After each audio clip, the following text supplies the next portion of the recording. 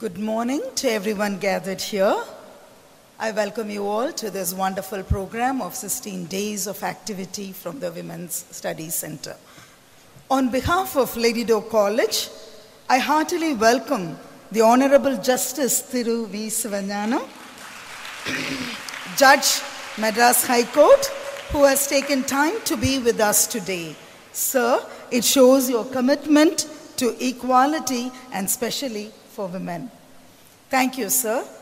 I wholeheartedly welcome Mrs. S. Vanitha IPS, City Commissioner of Police Traffic, Madurai, a person well known to the Dokian community who is amidst us today to share her thoughts with us. Welcome, ma'am. I take pleasure in welcoming our Dokian well-wisher, friend, counselor, guide and mentor, Advocate Mr. K. Samidurai, Madras High Court, Madurai Bench, for his presence here. Thank you, sir. I welcome who is our online guest, Advocate K. Samidurai again, will be joining us later through this online meeting. I welcome my dear teaching fraternity, non-teaching staff, my lovely young student friends, members of media, and friends and former faculty attending the program online. A warm welcome to you all. It is both an honor and a deep responsibility to stand before you today as we gather for a cause that touches the lives of millions of women around the world. The urgent and unwavering need to end violence against women. Violence against women is not just a woman's issue. It is a human rights issue, a global issue, and a societal issue that requires the collective strength of all of us to dismantle. It is a stain on our shared community, humanity, and its effects are far-reaching, leaving deep scars in families, communities, and nations across. If you look at the statistics, they're staggering. According to the World Health Organization, 1 in 3 women worldwide has experienced physical or sexual violence, often at the hands of an intimate partner. These numbers, they do not represent just faceless figures. They represent mothers, sisters, daughters, friends, and colleagues. They represent women who are denied their basic right to live free from fear, free from harm, and free from discrimination. Today, as we unite in this cause, we are not only speaking out against violence, but we are also raising our voices for the right to equality, justice, and dignity. We are here to send a message to every corner of the world that we will not stand by as women continue to be silenced by violence. We will not tolerate a world where abuse is normalized, where fear defines daily life, and where women are deprived of their agency. But this fight is not just about what we are against. It is also about what we are for.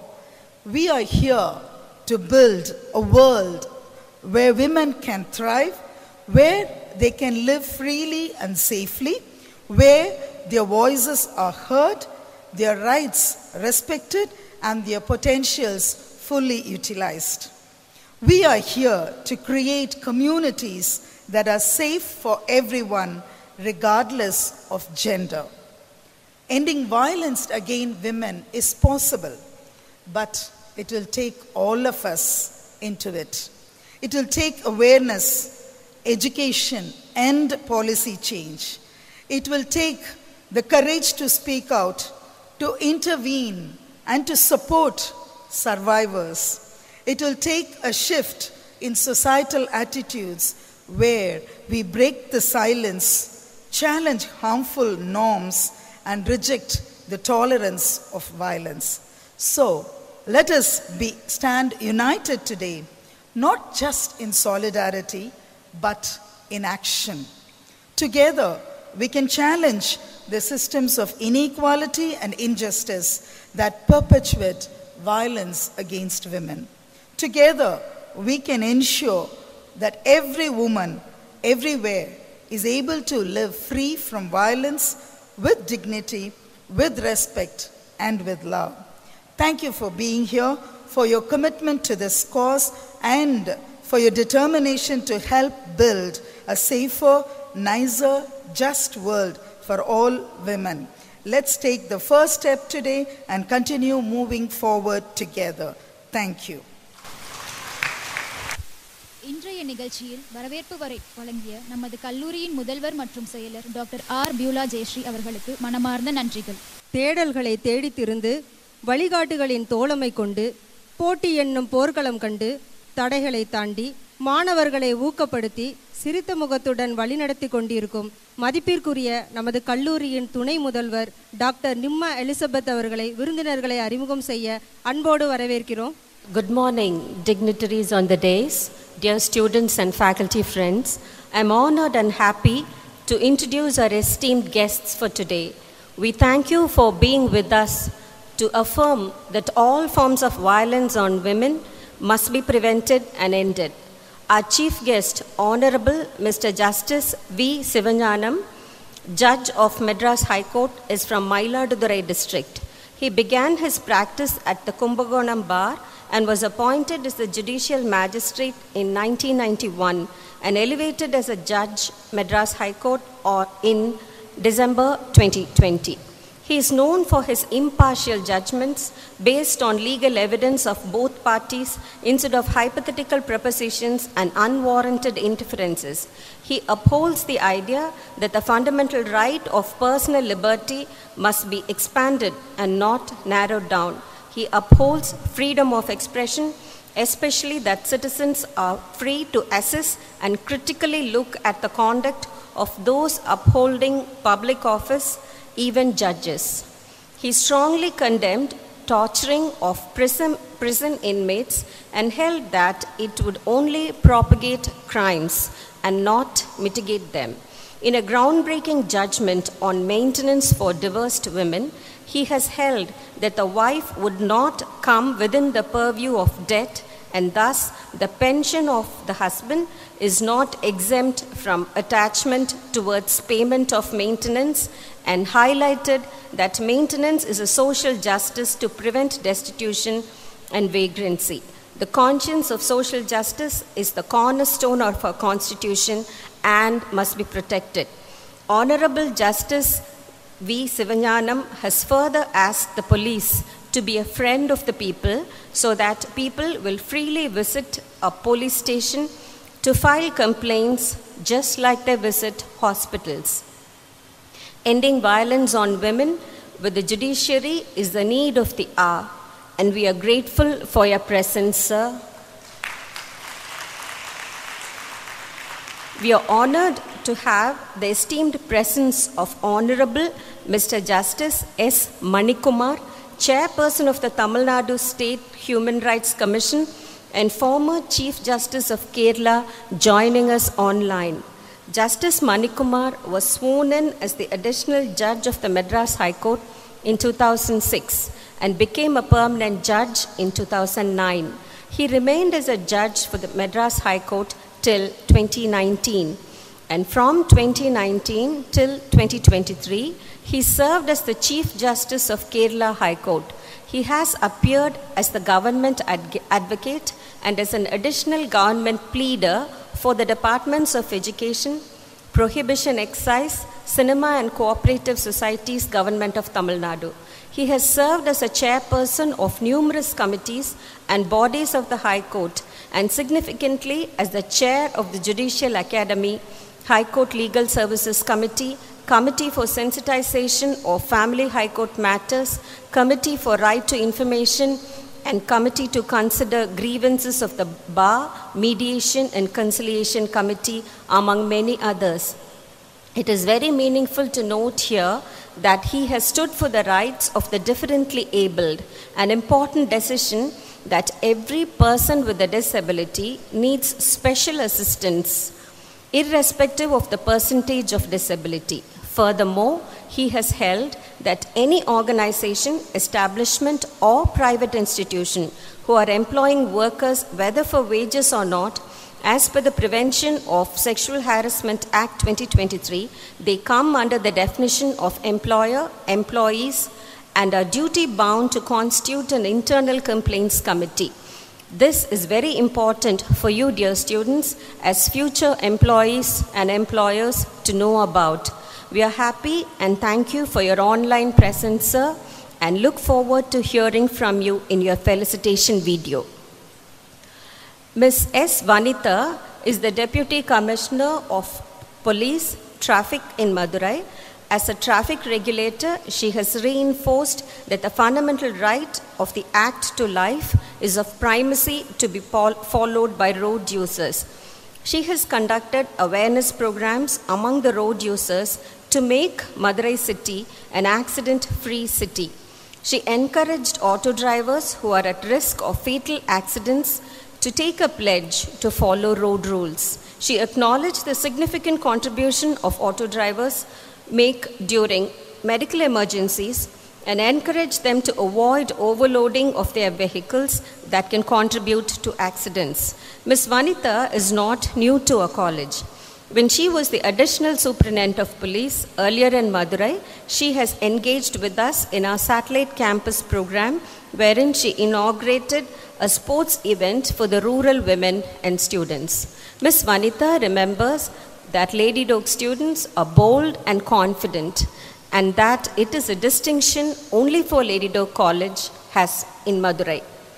During her tenure as the ADSP, she is especially involved in trafficking female infanticide in Madurai district and engaged in awareness campaigns among school students on the skewed sex ratio of just 933 women for every 1,000 men. She is concerned that girls must fight for their survival as inequalities between women and men begin right from birth. Ms. Vanitha looks for women to end violence and crimes on women. We thank you for being with us today, ma'am, and hope we can together strengthen this crusade to prevent crimes on women. I'm now happy to introduce our friend and steadfast supporter, Advocate K. Samidurai, Senior Advocate of Madras High Court, Madurai Bench. He offers a wide range of legal services to people, especially on family violence, POCSO implementation, sexual harassment of women, and property rights of women. As a legal advisor, he always upholds the constitutional rights of women and has made himself available to every one of our emergencies related to numerous crisis situations 24/7. He is a firm believer in the law and uses it for the well-being of people in distress. He has helped numerous women who have survived violence, harassment, and separations obtain justice from courts. It is noteworthy to mention that more than 25 children given up for adoption as they were girls in Usilampatti were reunited with their parents after 18 years due to his dedicated efforts. He is the member of our Academic Council and the Board of Studies of Center for Women's Studies and the Center for Value Education. He was instrumental in curriculum planning and introduction of the postgraduate elective course titled Women, Dignity and Legal Shields. He patiently taught the course for the students in 2017 despite his very strenuous schedule. To encourage further involvement of the students of all disciplines in the field of law, he has instituted and contributed for Justice K.N. Basha Award for the best students of the course. Due to his keenness to enable students to grasp law in an effective and comprehensive manner, he has published more than 45 books related to law. He was recently awarded the Social Impact Award by the NGO CSR Summit 2024 held in Chennai with the theme Synergize Corporate Social Responsibility for Empowering Communities Through Innovation, Inclusivity and Impact. I now request our principal to honor Mr. Justice V. Sivanyanam, Ms. Vanitha IPS, and Mr. K. Samidurai with the token of appreciation from a college.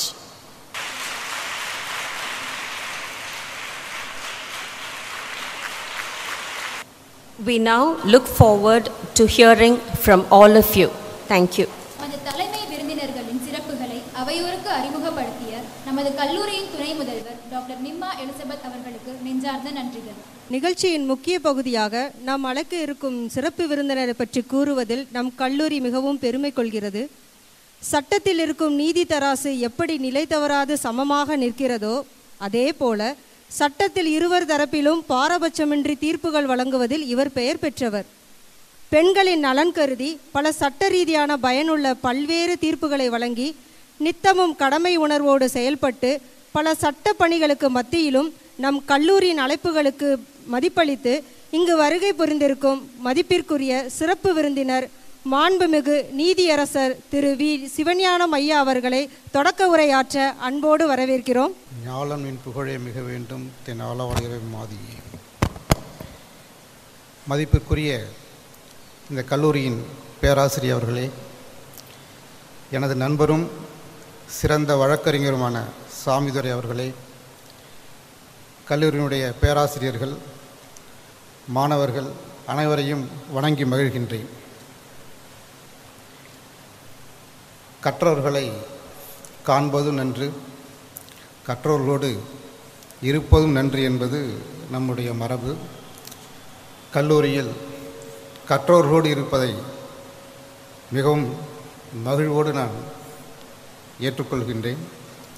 உங்கள் அனைவருக்கும் என்னுடைய காலை வணக்கத்தை தெரிவித்துக் கொள்கின்றேன்.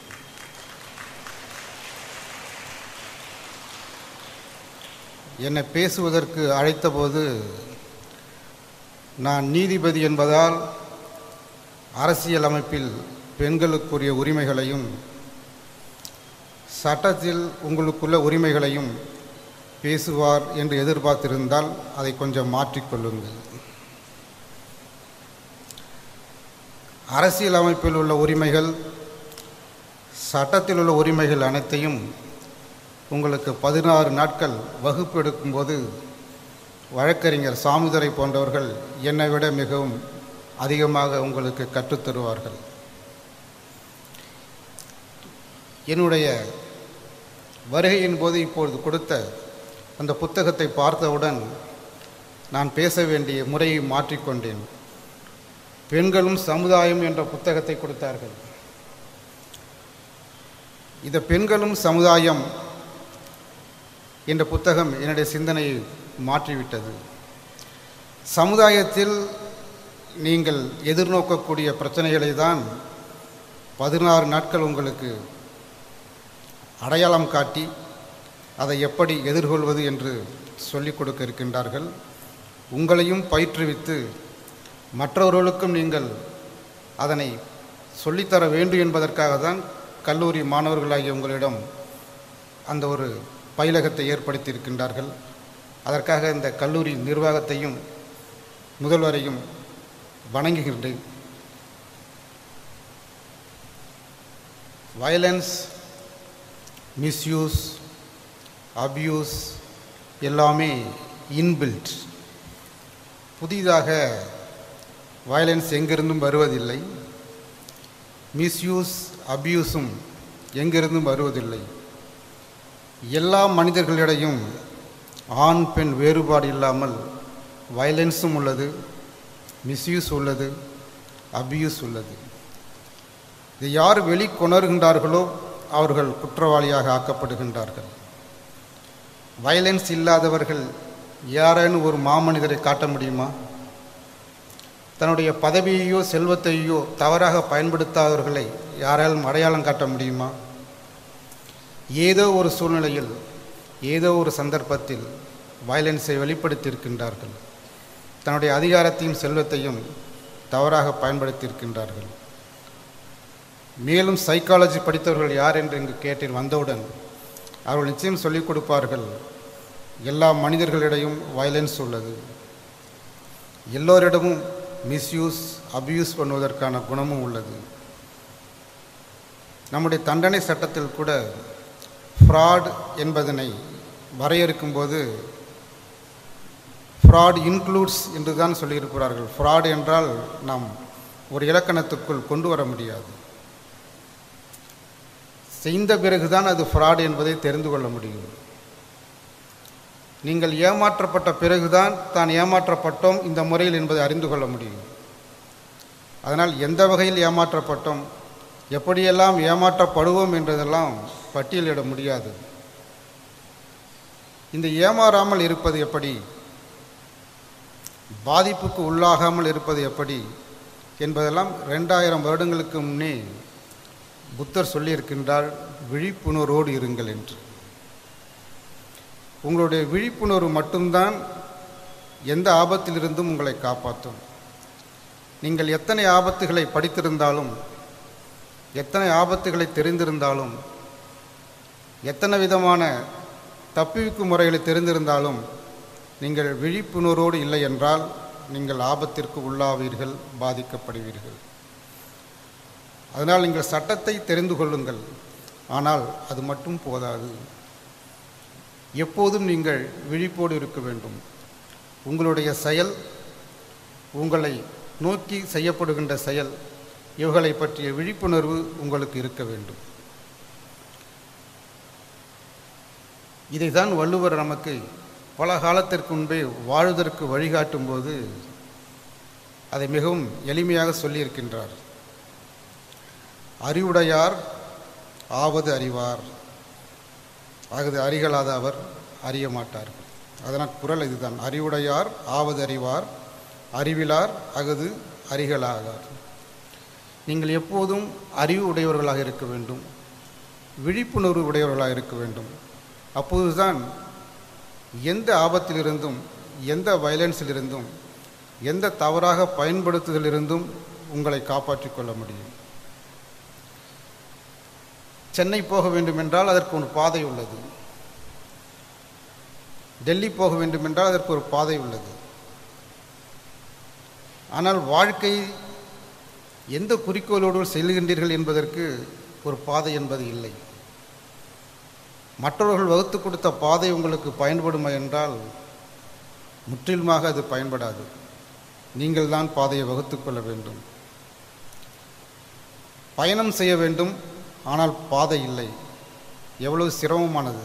அதற்காக தான் வள்ளுவர் உங்களுக்கு வாழ்க்கை பாதையை காட்டியிருக்கின்றார். எப்படி ஒரு வாழ்க்கை அமைதியாக இன்பமாக கழிக்க முடியும், வாழ்க்கை பயணத்தை செம்மையாகவும் அதே சமயத்தில் இன்பமாகவும் கழிக்க வேண்டும். இந்த நாட்டின் வரலாறு படித்தவர்களுக்கு தெரியும், சமண மதமும் புத்த மதமும் செல்வாக்கு இழந்ததற்கான காரணம் கடுமையான நெறிமுறைகள். வாழ்க்கை என்பது துன்பப்படுவதற்காக அல்ல, ஆனால் அவர்கள் வாழ்க்கையே துன்பமானது, ஆசையே துன்பத்திற்கெல்லாம் காரணம். இது தொடர்ந்து அவர்கள் அதை கொள்கையாக சொல்லும்போது கவர்ச்சியாக இருந்ததனால் சில காலம் மக்கள் அதை பின்பற்றினார்கள். காலமெல்லாம் எல்லாவற்றையும் வெறுத்து எல்லாவற்றையும் இருந்து பயந்து ஒதுங்கியிருந்தால் இந்த உலகத்தில் இருக்கும் எந்த இன்பங்களையும் நீங்கள் அனுபவிக்க முடியாது. இந்த உலகத்தில் நீங்கள் பிறந்தது என்பது எல்லா இன்பங்களையும் அனுபவிக்க வேண்டும் என்பதற்காக தான். எதையும் விட்டுவிட வேண்டும், துறந்து விட வேண்டும் என்று சொல்லவில்லை. அதனால் நீங்கள் எல்லா இன்பங்களையும் அனுபவிக்க வேண்டும், ஆனால் அந்த இன்பங்களை அனுபவிப்பதற்கான முறை என்ற ஒன்று உள்ளது. அதில் தான் நம்முடைய வாழ்வியல் நெறியாளர்கள் காட்டியுள்ளார்கள். குறிப்பாக திருவள்ளுவர், நீங்கள் திருக்குறளை படித்து பாருங்கள், எல்லா பிரச்சனைகளுக்கும் அதில் வழிகாட்டுதல் இருக்கும். என்னுடைய அனுபவத்தில் எந்த பிரச்சனைகளுக்கும் என்னால் திருக்குறளில் விடை காண முடியும், விடை கண்டிருக்கின்றேன். வாழ்க்கையில் ஒருவன் ஆணாக இருந்தாலும் சரி, பெண்ணாக இருந்தாலும் சரி, யாரேனும் ஒருவரை துணையாக கொள்ள வேண்டும். தனியாக பயணம் செய்ய முடியாது இந்த வாழ்க்கை பயணம். அப்படி துணையாக நாம் யாரை தேர்ந்தெடுத்து கொள்வது? சிந்தித்து பார்த்தால், சிறிய குழந்தையாக இருக்கும்போது தாய் தந்தையர்கள் துணையாக இருப்பார்கள். கல்லூரியில் படிக்கின்ற வரையில் நண்பர்கள் துணையாக இருப்பார்கள். திருமணமான பிறகு கணவர் துணையாக இருப்பார்கள். சில காலம் வயதான பிறகு தன்னுடைய மகன் மகள்கள் துணையாக இருப்பார்கள்.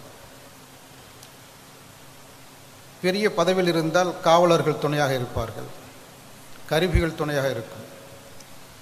இத்தனை துணைகள் இருந்தும் துன்பத்திற்கு உள்ளவர்களை நாம் சமுதாயத்தில் பார்க்கின்றோம்.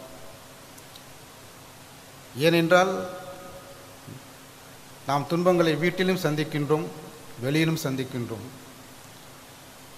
தாய் தந்தையார் பிரச்சனைகளுக்கு உள்ளானவர்களும் இருக்கின்றார்கள், சகோதர சகோதரிகளால் பிரச்சனைகளுக்கு உள்ளானவர்களும் இருக்கின்றார்கள், மகன் மகளால் பிரச்சனைக்கு உள்ளானவர்களும் இருக்கின்றார்கள், நண்பர்களால் பிரச்சனைகளுக்கு உள்ளானவர்களும் இருக்கின்றார்கள், பதவியில் அதிகாரிகளாலும் கீழே பணிபுரிவர்களாலும் பிரச்சனைகளுக்குள்ளாலும் சமுதாயத்தில் பார்க்கின்றோம். நாங்களும் நீதிமன்றத்தில் பல்வேறு வகையான வழக்குகளை எல்லாம் இந்த வகையில் சந்தித்து இருக்கின்றோம். இப்போ துணை என யாரை கொள்வது? அதற்கு வள்ளுவர் மிகவும் அழகாக சொல்லியிருக்கின்றார். பரிந்தோம்பி காக்க ஒழுக்கம், தெரிந்தோம்பி தேரினும் அதுவே துணை என்கின்றார். உங்களுடைய ஒழுக்கம் மட்டுமே உங்களுக்கு துணையாக இருக்கும். உங்களுடைய செயல் மட்டுமே உங்களுக்கு துணையாக இருக்கும். அதனால் உங்கள் செயலில் நீங்கள் விழிப்புணர்வோடு இருங்கள். நிச்சயமாக உங்களுடைய ஒழுக்கம் உங்களை எந்த ஆபத்திலிருந்தும் காப்பாற்றும். அதேபோல் மனிதனுக்கும் இயல்பாக உள்ளது கோபம். கோபம் இல்லாத மனிதர்கள் இல்லை. இன்னும் சொல்லப்போனால் முற்றும் துறந்த முனிவர்கள் கூட கோபப்பட்டு தன்னுடைய தவ வலிமை இழந்துள்ளார்கள். கோபம் என்பது உயிர்க்கு உள்ள இயல்பான ஒரு குற்றம். அந்த குற்றம் நீங்கினால்தான் உயர்ந்த நிலையை அடைய முடியும். அதையும் வள்ளுவர் மிகவும் அழகாக, தன்னைத்தான் காக்கின் சினம் காக்க காவாக்கால் தன்னையே கொல்லும் சினம். இந்த சினம் பகைவர் இல்லாமல் உங்களை கொன்றுவிடும். இந்த சினம் என்பது உங்களுக்குள்ளே தோன்றுவது. யாரிடம் வேண்டுமானால் உங்களுக்கு கோபம் வரலாம். வீட்டிலே உங்களுடைய தாய் தந்தையோட கோபம் வரலாம், உடன் பிறந்தவர்களோடு கோபம் வரலாம், கல்லூரிகளுடைய நண்பர்களோடு கோபம் வரலாம், ஆசிரியர்களோடு கோபம் வரலாம். இவர்கள் எல்லாம் நாம் கோபம் கொண்டால் இது யாரை அழிக்கும் என்றால் கோபம் கொண்டவரை தான் அழிக்கும். அதனால் நீங்கள் உங்களை காப்பாற்றிக் கொள்ள வேண்டும் என்றால் உங்களுக்கு ஏற்படும் கோபத்தை இருந்து உங்களை காப்பாற்றிக் கொள்ளுங்கள். திரும்பவும் சொல்லுகின்றேன், தன்னைத்தான் காக்கின் சினம் காக்க காவாக்கால் தன்னையே கொல்லும் சினம். உங்களையே நீங்கள் கொன்று கொண்ட பிறகு வேறு எந்த ஆபத்தும் எதிலிருந்து எதிர்கொள்ள வேண்டிய அவசியமில்லை. அதனால் சினத்திலிருந்து உங்களை காப்பாற்றிக் கொள்ளுங்கள். அதேபோல் கல்லூரிகளை படிக்கின்றீர்கள், நல்ல அறிவினை பெறுகின்றீர்கள். ஆனால் இந்த அறிவு உங்களை காப்பாற்றும் என்றால் அதுவும் காப்பாற்றாது. ஏனென்றால் மிகவும் பெரிய அறிவுடையவர்கள் எல்லாம் துன்பத்திலே சிக்கி நீதிமன்றத்தில் நிற்பதை பார்த்திருப்பீர்கள், படித்திருப்பீர்கள். இப்போ இந்த அறிவை எப்படி பயன்படுத்த வேண்டும் என்பதையும் வள்ளுவர் சொல்லியிருக்கின்றார். சென்ற இடத்தால் செலவிடாது தீது ஒரி நன்றின் பால் உய்ப்பது அறிவு. உங்களுடைய அறிவு என்பது நல்லதை சார்ந்ததாகவே இருக்க வேண்டும். கல்லூரியில் நீங்கள் பெறுகின்ற அறிவு நல்லதை சார்ந்ததாக இருக்க வேண்டும். அப்பொழுது மட்டும்தான் அது உங்களுக்கு பயன்படும். கல்லூரியிலிருந்து நீங்கள் வெளியே போகும்போது இந்த உலகத்தோடு எப்படி பழக வேண்டும் என்பதையும் நமக்கு வழிகாட்டியிருக்கின்றார். இந்த உலக இயல்பை அறிந்து கொண்டு அதற்கு தகுந்த போல் நடந்தால்தான் உங்களுடைய வாழ்க்கையும் சிறப்படையும், மற்றவர்களுக்கும் நீங்கள் பயனுடைகள். அதையும் அழகாக குறிப்பிடுகின்றார். மிகவும் எளிமையானது தான். எவ்வதுரைவது உலகம், உலகத்தோடு அவ்வதுரைவது அறிவு. உங்களுடைய அறிவு என்பது இந்த உலகத்தோடு ஒட்டி போக வேண்டும். உங்களுடைய அறிவு நான் இப்படித்தான் செயல்படுவேன் என்று தனித்து செயல்பட்டால் நீங்கள் மற்றவர்களுடைய குற்றங்களுக்கும் குறைகளுக்கும் ஆளாவீர்கள். உலகத்தோடு ஒட்டி நீங்கள் உங்களுடைய செயல்முறைகளை அமைத்து கொண்டால் உங்களுடைய வாழ்வும் சிறக்கும், உங்களை சார்ந்து இருப்பவர்களும் உங்களை சிறப்பிப்பார்கள். அதைத்தான் மிகவும் அழகாக எவ்வோதுறைவது உலகம், உலகத்தோடு அவ்வோதுறைவது அறிவு. அதனால் உங்களுடைய அறிவு கல்வி என்பதெல்லாம் இந்த உலக இயல்புகளை புரிந்து கொண்டு அதனோடு செயல்படும்போது நீங்கள் எந்த வயலன்ஸிலிருந்தும் காப்பாற்றிக் கொள்ளலாம். மிஸ்யூஸ், அத்தனை விதமான தவறுகளிலிருந்து உங்களை பாதுகாத்து கொள்ளலாம். வாழ்வியல் முறைகள் நமக்கு எளிமையாகத்தான் சொல்லிக் கொடுத்திருக்கின்றார்கள். வாழ்வு என்பது மிகவும் எளிமையானது. ஆனால் ஏனோ தெரியவில்லை, பல்வேறு இடங்களில் கற்றவர்களும் மேடையில் பேசுபவர்களும் வாழ்க்கை என்பது மிகவும் சிக்கலானது, அது துன்பத்திற்குரியது, அதனால் மக்களே அஞ்சி வாழுங்கள் என்றெல்லாம் சொல்லுகின்றார்கள். இந்த வாழ்க்கை மிகவும் எளிமையானது, மிகவும் இன்பமானது.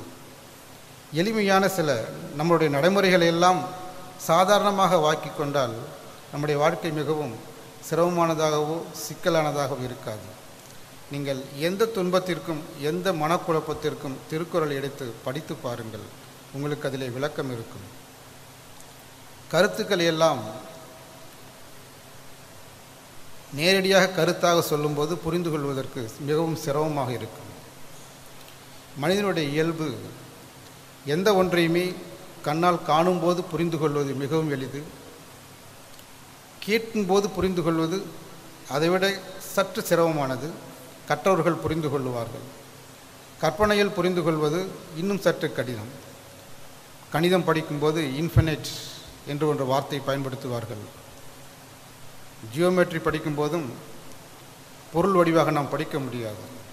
அதே போல்தான் வாழ்க்கையிலும் சில விஷயங்களை நாம் புரிந்து கொள்ளும்போது அதற்கு எளிமையான உதாரணங்களை நாம் தேட வேண்டியிருக்கின்றது. நம்முடைய சங்க இலக்கியங்களும் சரி, மற்ற காவியங்களும் சரி, உயர்ந்த கருத்துக்களை எல்லாம் நாம் பார்க்கக்கூடிய பொருள்களை உதாரணமாக காட்டி இப்படித்தான் இருக்கும் என்று அவர்கள் சொல்லி நமக்கு விளக்கி காட்டியிருக்கின்றார்கள். அது தமிழ் இலக்கணத்திலே உவமை, உவமேயம் என்றெல்லாம் சொல்லுவார்கள். உவமையை காட்டி உங்களுக்கு விளக்கும்போது அது எளிமையாக புரியும்.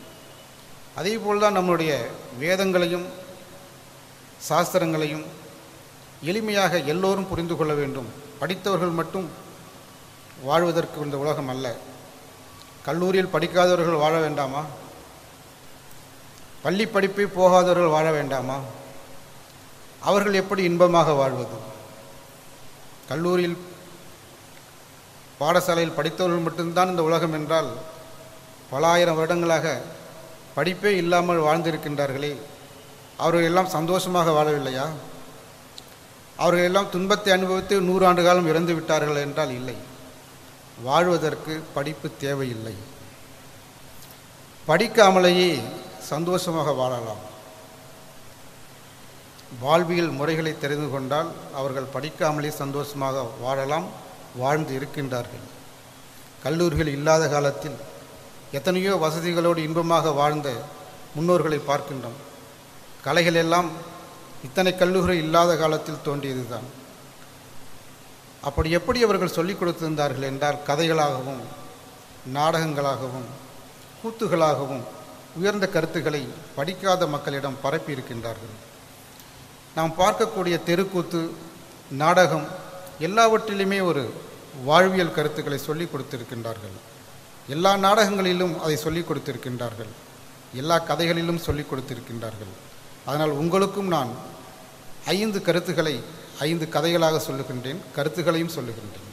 முதல் கருத்து, never trust any advice blindly.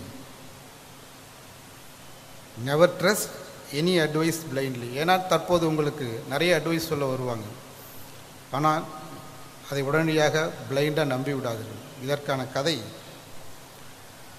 ஒரு நரி போய்கொண்டு இருக்கும்போது ஒரு பாழும் கிணற்றில் தவறி விழுந்து விட்டது. கிணற்றிலிருந்து மேலே வருவதற்கு வழி தெரியவில்லை. எப்படி வருவது என்று தவித்து கொண்டிருந்த சமயத்தில் ஒரு ஆடு வந்தது. நரியினுடைய சத்தம் கேட்டு எட்டி பார்த்தது. எட்டி பார்த்தவுடன் ஏன் இங்கே இருக்கின்றாய் என்று கேட்டது. உடனே நரி தப்பித்து போவதற்கு வழி கிடைத்து விட்டது என்று யோசித்து நாளிலிருந்து இந்த நாட்டில் பஞ்சம் வரப்போகிறது. அதனால் தெரிந்து கொண்டு நான் முனிவர் சொன்னதை கேட்டு நான் இந்த கிணற்றுக்குள் வந்துவிட்டேன். இங்கே பார் நிறைய தண்ணியெல்லாம் இருக்கிறது. அந்த கிணற்று கரையில் மேலே சோட்டில் வச்சிருந்த புல்லுகள்லாம் இருக்கிறது. நீனும் இறங்கி வா, நாம் சாப்பிட்டு பஞ்சம் முடிந்த பிறகு மேலே போகலாம் என்று சொன்னது. ஆடும் எட்டி பார்த்தது. தண்ணி இருந்தது. சுற்றி இருந்த சோறுகளில் கொஞ்சம் கொஞ்சம் புல்லுகளும் முளைத்திருந்தது. நரி சொன்னால் உண்மையாக இருக்கும். இது காட்டில் பல இடங்களுக்கு சென்று எல்லோரையும் சந்திக்கின்றது. அது உலகம் தெரிந்த ஒரு விலங்கு. அதனால் உண்மை இருக்கும் என்று அதுவும் கிணத்துக்குள் குளிர்ந்தது. கிணத்துக்குள் ஆடு விழுந்ததும் அந்த ஆட்டின் மேல் ஏறி நரி வெளியே போய்விட்டது. ஆடு மட்டும் கிணற்றில் மாட்டிக்கொண்டது. அதனால் never trust any advice blindly, you have to think. சிந்தித்து பார்க்க வேண்டும், இந்த ஆலோசனை நமக்கு பயன்படுமா என்று. Next, you should always feel happy and comfortable the way you are. நீங்கள் எந்த இடத்தில் எந்த நிலையில் இருக்கின்றீர்களோ அதில் நீங்கள் சந்தோஷமாக இருக்க உங்களுடைய மனநிலையை பழக்கப்படுத்திக் கொள்ள வேண்டும். இதற்கான கதை, ஒரு பெரிய பிரபுவின் வீட்டில் அழகான குதிரையும் இருந்தது, வேலை செய்வதற்கான கழுதையும் இருந்தது. இந்த குதிரை பார்க்கும்போதெல்லாம் மிகவும் பொறாமைப்படும். அதற்கு அழகாக காலையில் உணவு கொடுத்து தடவி கொடுத்து அலங்காரமாக சேனங்களெல்லாம் பூட்டி உலாவாக அழைத்து செல்லுகின்றார்கள். நம்மையோ பின்பக்கம் கட்டி வைத்து கொஞ்சமாக சாப்பாடு போட்டு மூட்டையெல்லாம் தூக்கி வச்சு அடித்தார்கள். என்ன வாழ்க்கை இது! நானும் விலங்குதான், அதுவும் விலங்குதான், ரெண்டு பேருமே அவருக்கு பயன்படுகின்றோம். ஆனால் ரெண்டு பேரை ட்ரீட் பண்ணுற விதம் தவறாக இருக்கிறதே. நாம் உறுதியாக பிறந்திருந்தால் எவ்வளோ சந்தோஷமாக இருக்கலாம் என்று குதிரை பார்த்து ரொம்பவும் தினம் பொறாமைப்படும். நாம் எப்போது குதிரையாகும், நம்முடைய பிறப்பே இழி பிறப்பாகிவிட்டதே, கழுதையாக பிறந்து விட்டோமே என்று ரொம்பவும் வருத்தப்படும். ஒரு நாள் போர் வரும். இந்த போரிலே குதிரையை போருக்கு எடுத்து செல்வார்கள். குதிரை அங்கே இறந்து போய்விடும். இந்த கழுதையை தான் அழைத்து சென்று அந்த குதிரையையும் அதில் மேலுள்ள சேனங்களை எல்லாம் எடுத்துவதற்கு பயன்படுத்துவார்கள். அப்பொழுது கழுதை நினைத்தது, ஆடம்பரத்திலும் அலங்காரத்திலும் என்னைக்கே ஒரு நாள் ஆபத்து இருக்கும். அந்த வாழ்க்கை ஆடம்பரம் அலங்காரமாக இருந்தாலும் நம்மை விட ஆபத்து நிறைந்தது. நாம் எளிமையான சாதாரண வாழ்க்கை இருந்தாலும் பாதுகாப்பான வாழ்க்கை, எளிமையான வாழ்க்கை வாழுகின்றோம் என்ற ஒரு நிலை இருக்கிறதே, அது போதும் என்று கழுதை நினைத்தது. அதனால் you should always feel happy and comfortable the way you are. நாம் அவராக பிறக்கவில்லையே, அவரை போல் வாழவில்லை என்று யாருமே வருத்தப்படாதீர்கள். அடுத்தது, being big and strong is not always better. இதற்கும் ஒரு கதையை சொல்லுகின்றேன், உடனடியாக நீங்கள் புரிந்து கொள்ளலாம். ஒரு மிகப்பெரிய ஆலமரம், அதற்கு பக்கத்திலே கொஞ்சமாக சின்ன சின்ன புல்கள் எல்லாம் வளர்ந்திருந்தது. இந்த புல் அந்த ஆலமரத்தை பார்க்கும்போது, ஆகா எவ்வளோ பெரிய ஆலமரம், இவ்வளோ பிரம்மாண்டமாக இருக்கிறது என்று வியந்து நிற்கும் தினம்.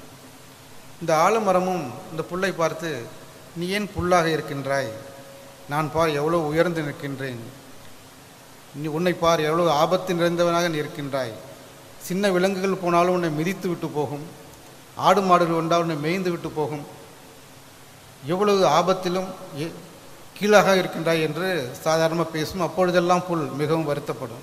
வருத்தத்தோடு என்னுடைய வாழ்க்கை புல்லாக போய்விட்டதே என்று படுத்திருக்கும். இரவு மிகப்பெரிய புயல் அடிக்கும். காலையில் பார்த்தால் அந்த ஆலமரம் விழுந்து போய்விடும். புல் மட்டும் அப்படியே இருக்கும். உயிரோடு போராடி கொண்டிருக்கும் ஆலமரம் அப்போது புல்லை பார்க்கும்போது அதற்கு ஏக்கம் வரும். நாம் புல்லாக இருந்திருக்கக்கூடாதா, உயிராவது வாழ்ந்திருப்போம், உயர்ந்து இருந்தோம், ஆனால் ஒரு நாள் ஆபத்திற்கு நாம் ஆளாக வேண்டியிருக்கு என்று வருத்தப்பட்டது. அதனால் being a big and strong is not always better. அதனால் உயர்ந்தவர்களையும் வலிமையானவர்களையும் பார்த்து நாம் அவர்களைப் போல் இல்லவே என்று ஏக்கமடையாதீர்கள். Next, sometimes the solution is within the problem. It is also a principle. துன்பம் வரும்போது நாம் துன்பத்துக்கு ஆளாகிவிட்டோம் என்று வருந்தி சோம்பிவிடக்கூடாது. ஒரு பாழும் கிணறு இருந்தது ஒரு ஊரிலே. இந்த பாழும் கிணற்றிலே ஒரு யாருக்கும் பயன்படாத வயதான ஒரு கழுதை கண் தெரியாமல் போய் விழுந்து விட்டது. இந்த ஊர்க்காரர்கள் பார்த்தார்கள், இது காலும் பாலும் கிணறு, இந்த கழுதையும் வயதாகி பயன்படாத போய்விட்டது, ரெண்டுத்தையுமே சேர்த்து மூடிடலாம் அப்படின்னு முடிவு பண்ணிட்டாங்க. இந்த கழுதையோ நம்ம பயன்படலை, நம்ம எப்படி மேலே வருது, கண்ணும் தெரியல, ஏறி வர முடியாதுன்னு ரொம்ப வருத்தப்பட்டது. ஊர்க்காரங்க எல்லாம் சேர்ந்து மூடிடலாம், கழுதையும் மூடிடலாம், கிணற்றையும் மூடிடலான்னு மண் அள்ளி போட்டாங்க. மண் அள்ளி போட போட இந்த கழுதை என்ன பண்ணுச்சு, அந்த மண் மேலே ஏறி நின்றுச்சு. இப்போ கிணறு முழுக்க வரும்போது கழுதை மேலே வந்துடுச்சு. ஸோ கழுதையும் கிணறும் மூடுவதற்காக தான் மண்ணை அள்ளி கொட்டினார்கள். ஆனால் அள்ளி கொட்டப்பட்ட மண் மேலே ஏறி கழுதை வேலை வந்துவிட்டது. அதைப்போல் நீங்களும் உங்கள் மேல் மண்ணை யார் போட்டாலும் அந்த மண் மீது ஏறி நீங்கள் மேலே வாருங்கள். சமுதாய வெளிச்சம் உங்களுக்காக காத்திருக்கும். Next, never be too focused on some specific problem. நிறைய பேர் செய்கின்ற தவறு, ஒரு குறிப்பிட்ட பிரச்சனையை அடையாளம் கண்டு அதை மட்டுமே பார்த்து கொண்டிருப்பார்கள், அதில் மட்டுமே கவனமாக இருப்பார்கள். பிரச்சனைகள், ப்ராப்ளம் என்பது எந்த பக்கத்தில் இருந்தும் எப்படி வேண்டுமானாலும் வரலாம். உங்களுக்கு அடையாளம் காட்டப்பட்ட ஒரு பிரச்சனைகளை மட்டுமே நீங்கள் கவனம் செலுத்தினால் அடையாளம் பார்க்காத இடத்திலிருந்து வரக்கூடிய பிரச்சனைகளை நீங்கள் சமாளிக்க போய்விடும். அதற்கும் ஒரு கதையை சொல்லுகின்றேன். ஒரு காட்டிலே ஒரு மான் ஒன்று மேலிந்து கொண்டிருந்தது. சிங்கம் அதை தாக்க வரும்போது தப்பிப்பதற்காக ஓடும்போது ஒரு கண் போகிவிட்டது, வலது கண் போகிவிட்டது. இப்போது இடது கண் மட்டுமே வைத்துக்கொண்டு அது உயிர் வாழ்ந்து கொண்டிருந்தது. ஸோ அதனால் இடது பக்கம் கண் இருப்பதனால் அந்த பக்கத்தில் வரக்கூடிய விலங்குகள், ஆபத்துகளை மட்டுமே அதை பார்த்து கவனமாக இருக்க வேண்டும். வலது கண் பக்கத்து எதுவும் தெரியாது. அதனால் மேயும் போது எல்லாமே ஆற்று ஓரமாக மேயும். வலது பக்கம் ஆற்று ஓரம் நின்று கொண்டு இடது பக்கம் விலங்குகள் வருது என்று பார்த்து மேய்ந்து கொண்டே இருக்கும். கொஞ்ச நாள் போனது. மழை பெஞ்சு ஆற்றில் வெள்ளம் வரும்போது அந்த ஆற்றில் ஒரு முதலையும் வந்து சேர்ந்தது. இந்த மான் ஆற்றை பக்கம் கவனம் செலுத்தாமல் இருந்ததனால் அதற்கு முதலை அங்கே இருப்பது தெரியவில்லை. இடது பக்கம் மட்டுமே பார்த்து மேய்ந்து கொண்டிருந்த போது அந்த முதலை ஆற்றோரம் நின்று கொண்டிருந்த மானை மிகவும் எளிமையாக பிடித்து சாப்பிட்டு விட்டது. காரணம், அதனுடைய கவனம் எல்லாம் இடது பக்கம் மட்டுமே இருந்தது. அந்த மான் இடது பக்கத்திலிருந்து மட்டும்தான் தனக்கு பிரச்சனை வரும் என்று நினைத்தது. அதனால் நீங்களும் பிரச்சனை என்பது ஒரு பக்கத்தில் மட்டும்தான் வரும். இந்த பிரச்சனைகள் மட்டும்தான் நமக்குரிய பிரச்சனைகள் என்று கிடையாது.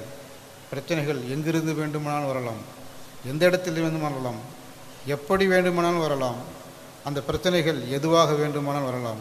நீங்கள் துன்பப்படும் போது தான் நாம் துன்பப்படுவதற்கு காரணமான செயல் பிரச்சனை என்பதை உங்களை உணர முடியும். அதுவரையில் அந்த செயல் பிரச்சனை என்றே உங்களுக்கு தெரியாது. எத்தனையோ உதாரணங்கள். உங்களை அழைத்து செல்வார்கள், அது இன்பமான செயல்களை ஈடுபடுத்துவார்கள். ஆனால் அது முடிந்த பிறகு தான் அது துன்பம் என்பதை உணர முடியும். அப்போ அதிலிருந்து நீங்கள் வெளியே வர முடியாது. அதனால் எல்லா பக்கத்திலும் நீங்கள் விழிப்புணர்வாக இருக்க வேண்டும். அடுத்தது, better one way safe way than hundreds on which you cannot depend. இதற்கும் ஒரு கதையை சொல்லுகின்றேன். ஒரு காட்டிலே நரியும் பூனையும் இருந்தது. ஓய்வாக பேசி கொண்டு இருக்கும்போது அந்த நரி சொன்னது, எனக்கு பிரச்சனைகளிலிருந்து தப்பிப்பதற்கு பல முறைகள் எல்லாம் தெரியும், இந்தந்த முறைகள் எல்லாம் தெரியும், உனக்கு எத்தனை முறை தெரியும் என்று பூனை கேட்டது. நானும் பூனை, எனக்கு எதுவும் தெரியாது, ஒரே ஒரு வழி தான் தெரியும் பிரச்சனை வந்தால் தப்பிக்கிறதுக்கு. அது ரொம்ப கேவலமாக பார்த்துட்டு, கவலைப்படாத, எல்லா பிரச்சனைகளையும் தப்பிக்கிறதுக்கு நான் தந்திரங்களையும் வழிமுறைகளையும் சொல்லித்தரேன் அப்படின்னு சொல்லிட்டு இருந்துச்சு. அந்த சமயம் பார்த்து ஒரு காட்டில் உள்ள வேட்டை நாய்கள்லாம் வந்தது. இந்த பூனை பார்த்தது, வேட்டை நாய்களாம் வருதுன்னு அதுக்கு தெரிஞ்ச ஒரே வழி மரத்து மேலே ஏறிடுச்சு. இந்த நரி, நமக்கு தான் பல வழி தெரியுமே, இந்த வேட்டை நாய்கிட்ட எப்படி செஞ்சுக்கலாம் அப்படி சொல்லி யோசிச்சுக்கிட்டே இருந்தப்போ பின்னாடி இருந்து வந்த வேட்டை நாய் ஒரே அடி அடித்து நிறைய சாப்பிட்டுடுச்சு. பல முறைகள் தெரிந்திருந்தால் ஒரு ஆபத்து இதுதான். உங்களுக்கு தெரிந்த நல்ல முறை, பாதுகாப்பான முறை எதுவாக இருந்தாலும் அதை கொண்டு நீங்கள் பிரச்சனையிலிருந்து வெளியேறி விடுங்கள். அடுத்தது, think about the consequences before you wish something. உங்களுடைய ஆசைகள் எதுவாக வேண்டுமானாலும் இருக்கலாம். ஆசைப்படுவதற்கு அளவும் இல்லை, எல்லையும் இல்லை. ஆனால் அந்த ஆசையினுடைய விளைவை நீங்கள் சிந்தித்து பார்க்க வேண்டும். இதற்கும் நல்ல கதை ஒன்று உள்ளது. ஒரு ஆமை குளத்தில் இருந்து கொண்டிருந்தது. அந்த குளத்திற்கு வரும் பருந்துகள் எல்லாம் பறந்து போவதையும் பறந்து வந்து மீனை பிடித்து செல்வதையும் பார்க்கும்போது இதற்கு மிகவும் ஆவலாக இருக்கும், ஆசையாகவும் இருக்கும். நாமும் அதை போல் ஒரு விலங்கு தானே, நாம் ஏன் பறக்கக்கூடாது என்று பறப்பதற்கு அதுக்கு ஆசைப்பட்டது. உடனே எப்படி பறக்க கற்றுக்கொள்ளலாம் என்று யோசித்த போது ஒரு பருந்து தினமும் ஒரு இடத்தில் உட்கார்ந்து மீன் பிடிக்கும். அந்த பருந்தோடு பேசி நட்பாகியது. எனக்கு பறக்க கற்றுக்கொடு என்றது.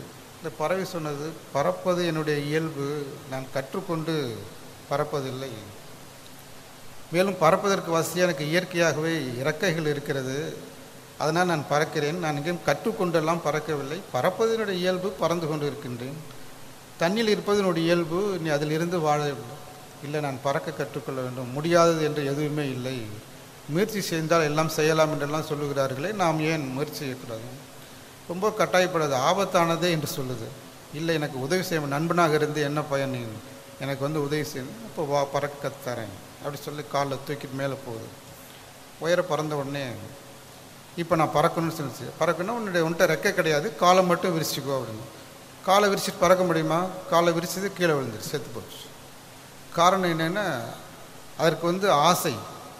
அந்த ஆசைப்படுவதில் தவறில்லை, அந்த ஆசையை நம்மால் நிறைவேற்ற முடியுமா என்பதை சிந்தித்து பார்க்க வேண்டும். Think about the consequences before you wish something. மாணவர்களே, இதற்கு எல்லாவற்றையும் நீங்கள் தெரிந்து கொள்வதை விட எப்போது விழிப்புணர்வாக இருங்கள். எந்த ஆபத்திலிருந்தும் நீங்கள் தப்பித்து கொள்ளலாம்.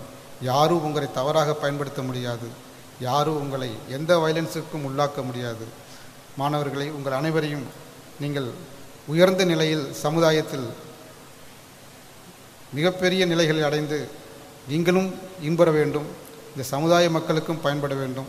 உங்களுக்கெல்லாம் இந்த ஏற்பாடுகளை செய்து கொடுத்த கல்லூரி முதல்வர்களையும் பேராசிரியர் பெருமக்களையும் வழக்கறிஞர் நண்பர் சாமிதரி அவர்களையும் மிகவும் நன்றியுடன் வணங்கி உங்களிடமிருந்து விடைபெற்றுக் கொள்கின்றேன். வணக்கம்.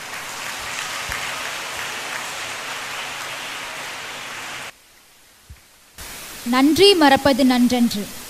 மனித வாழ்க்கை முறைகளை ஒழுக்கத்துடனும் விழிப்புணர்வுடனும் நெறிமுறைகளுடனும் தொடர்புபடுத்தி நம்மை ஆழ்ந்த சிந்தனையில் ஆழ்த்திய மாண்புமிகு நீதியரசர் திரு வி. சிவஞானம் ஐயா அவர்களுக்கு எமது நெஞ்சார்ந்த நன்றிகள். இதனைத் தொடர்ந்து நாம் அடுத்ததாக அழைக்க இருக்கும் சிறப்பு விருந்தினர் பற்றி கூற வேண்டுமென்றால், நிமிர்ந்த நன்னடையும் நேர்கொண்ட பார்வையும் நிலத்தில் யாருக்கும் அஞ்சாத நெறிகளும் என்ற பாரதியின் வரிகள் இவருக்கு நன்கு பொருந்தும். மதுரை மாநகரை விபத்தில்லா நகரமாக மாற்ற சாலை பயனாளிகளிடையே பல்வேறு விழிப்புணர்வுகளை நடத்தி வரும் நமது மதுரை மாநகர போக்குவரத்து காவல்துறையின் காவல் துணை ஆணையர் மதிப்பிற்குரிய திருமதி எஸ். வனிதா IPS அவர்களை சிறப்புரையாற்ற அன்போடு வரவேற்கிறோம். பெருமைமிகு லேடி டோக் கல்லூரியிலே நடைபெற்று கொண்டிருக்கக்கூடிய இந்த விழாவில் அனைவருக்கும் முக்காலத்திற்கும் பொருந்தக்கூடிய சீரிய நல்ல கருத்துக்களை வழங்கி இங்கே அமர்ந்திருக்கும் நம்முடைய நீதியரசர் அவர்களுக்கும் அவருடைய உரையிலிருந்தே இன்னும் நாமும் நன்றாக பண்பட வேண்டும் என்றே தோன்றுகிறது.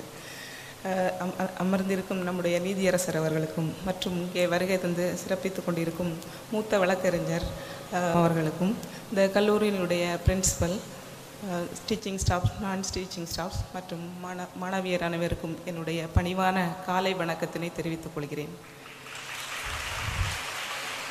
இந்த நிகழ்ச்சியிலே இங்கே உங்களுடன் கலந்து கொண்ட கிடைத்த இந்த இனிய தருணத்தை மிக பெருமையடைகிறேன். இதற்கு முன்னால் இந்த கல்லூரியிலே நான் ஒரு நிகழ்ச்சியிலே 2 நிகழ்ச்சியிலே கலந்து கொண்டிருக்கிறேன். இந்த கல்லூரியானது மாணவிகளை ஒலிம்பிக் தடகளம் வரைக்கும் செல்ல அவர்களுக்கு நல்ல வாய்ப்பை வழங்கிய ஒரு கல்லூரி என்பதை சொல்லிக்கொள்வதில் மிக பெருமையடைகிறேன். இந்த நிகழ்ச்சியிலே நான் ஒரு 2 கருத்துக்களை மட்டும் பதிவு செய்யலாம் என நினைக்கிறேன். நான் இதற்கு முன்னர் பணிபுரிந்த திண்டுக்கல் மாவட்டத்திலே நடந்த ஒரு நிகழ்வு, மாணவிகளுக்கு மிகவும் விழிப்புணர்வு தரக்கூடிய ஒரு நிகழ்வு. அதாவது நடுத்தர வயதை ஒட்டிய தாய் தந்தையர், அவர்கள் 2 பேருமே மருத்துவர்கள். அவர்களுக்கு ஒரே ஒரு பெண் குழந்தை. அந்த பெண் குழந்தையானது உங்களைப் போல கல்லூரியிலே 1ஆம் ஆண்டு படிக்கக்கூடிய, ஒரு பெரிய கல்லூரியிலே 1ஆம் ஆண்டு படிக்கக்கூடிய ஒரு மாணவி. அப்போது அவர் ஒருவருடன் அறிமுகமாகிறார். ஃபோனில் தான் அறிமுகமாகிறார். அறிமுகமாகி மிக ஒரு வார காலத்திற்குள்ளே அவருடன் அனைத்து விஷயங்களையும் ஷேர் பண்ணக்கூடிய ஒரு நிலைமைக்கு தள்ளப்படுகிறார். அனைத்து விஷயங்களையும் ஷேர் பண்ணுகிறார்.